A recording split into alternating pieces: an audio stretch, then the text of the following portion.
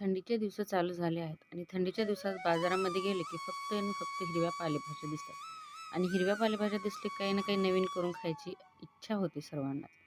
तर आज मी तुम्हाला कांद्याच्या पातीच्या मसालेदार पुऱ्या करून दाखवणार आहे.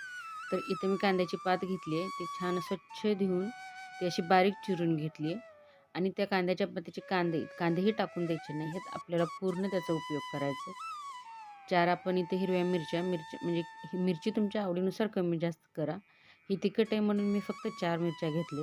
थोडासा लसूण, तुम्ही याच्यामध्ये अद्रकही घालू शकता आणि याच्यामध्ये कांद्याची पात घालून छान असं मी मिश्रण तयार करून घेतले.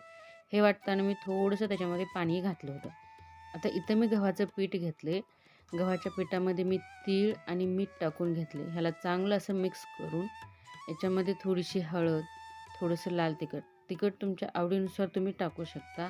लाल तिखट, थोडंसं जिरे पावडरही टाकून घ्या आणि आता हे चांगलं मिक्स करून घ्या.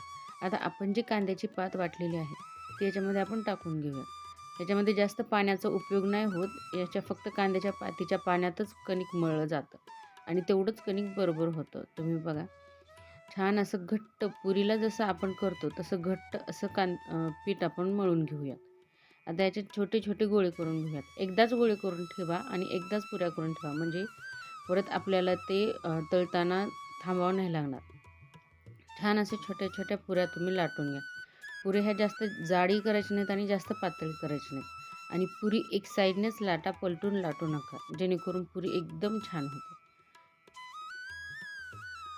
सगळ्या पुऱ्या एकसारख्या आपण लाटून अगोदर घेऊया.